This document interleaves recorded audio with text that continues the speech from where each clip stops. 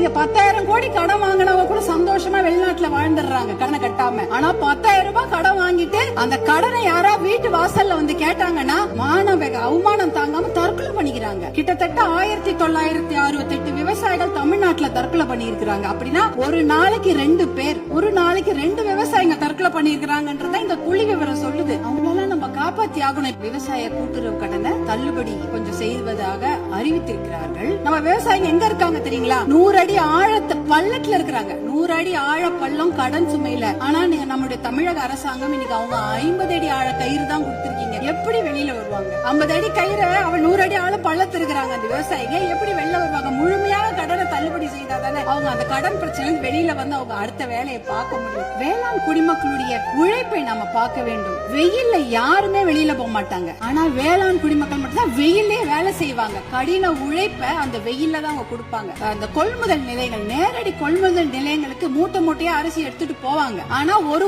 கொள்முதல் நிலையங்கள்லயும் ஒரு நாளைக்கு இவ்வளவுதான் அரிசி எடுத்துக்க முடியும், இவ்வளவுதான் மூட்டை எடுத்துக்கொள்ள முடியும் என்ற அளவுகோல் இருக்கும். ஆனால் அந்த அளவுகோலுக்கு மேல ஆயிடுச்சுன்னா அந்த மூட்டையை வச்சுட்டு வெயிலையும் மழையிலயும் அங்கேயே இருக்கணும். அது என்னவானாலும் சரி, மூட்டையை அவங்க நிலத்துல இருந்து எடுத்துட்டு போயிட்டாங்கன்னா தனியார் அந்த கொள்முதல் நிலையங்கள் வாசல்லே படுத்து கிடப்பாங்க. மழை பெஞ்சிச்சுன்னா அந்த மூட்டையெல்லாம் உள்ளே முளைச்சிடும், கெட்டு போயிடும். இப்படி எத்தனையோ சிரமங்களை மீறி தான் அவங்க நம்மளுடைய உணவு மேசைக்கு சாப்பாடு கொண்டு வராங்க.